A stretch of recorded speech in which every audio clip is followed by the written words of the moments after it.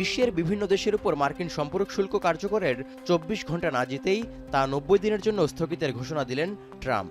তবে পাল্টাপাল্টি শুল্ক আরোপে ক্ষিপ্ত হয়ে এই আওতা থেকে বাদ রাখা হলো চীনকে।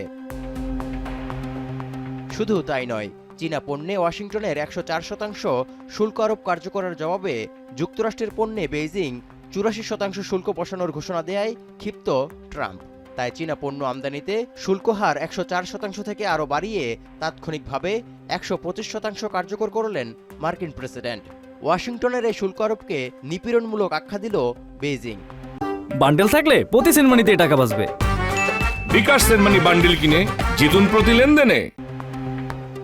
美方仍在对中国滥施关税，一味地进行极限施压，对这种霸道霸凌行径，中方坚决反对，绝不接受。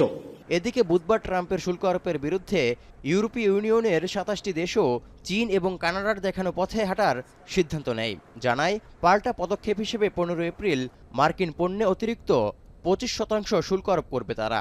এবার চীন ছাড়া অন্যান্য দেশের উপর ৯০ দিনের জন্য সম্পর্ক শুল্ক স্থগিত করায় ইউরোপ কি সিদ্ধান্ত নেয় তাই এখন দেখার বিষয়। যদিও ট্রাম্প দাবি করছেন তার শুল্ক নীতির ফলে বিশ্বের বিভিন্ন দেশ যুক্তরাষ্ট্রের সঙ্গে নতুন চুক্তিতে পৌঁছাতে মরিয়া হয়ে উঠেছে, যা তার দেশের জন্য ইতিবাচক। They are dying to make a deal. Please, please, sir, make a deal. I'll do anything. I'll do anything, sir. And then I'll see some rebel Republican, some guy that wants to grandstand, say, I think that Congress should take over negotiations. Let me tell you, you don't negotiate like I negotiate. এদিকে বিশ্বের দুই বড় অর্থনীতির দেশ যুক্তরাষ্ট্র ও চীনের শুল্ক যুদ্ধে টালমাটাল বিশ্ব অর্থনীতি। এশিয়া, ইউরোপ ও মার্কিন পুঁজিবাজারেও বেশিরভাগ শেয়ারের দামই নিম্নমুখী। পরিসংখ্যান তথ্য বলছে, ট্রাম্প শুল্ক ঘোষণার পর থেকে এক সপ্তাহে মার্কিন শেয়ার বাজারের বাজার মূল্য কয়েক ট্রিলিয়ন ডলার কমেছে। নেতিবাচক প্রভাব পড়েছে মার্কিন ডলার ও অপরিশোধিত তেলের দামেও।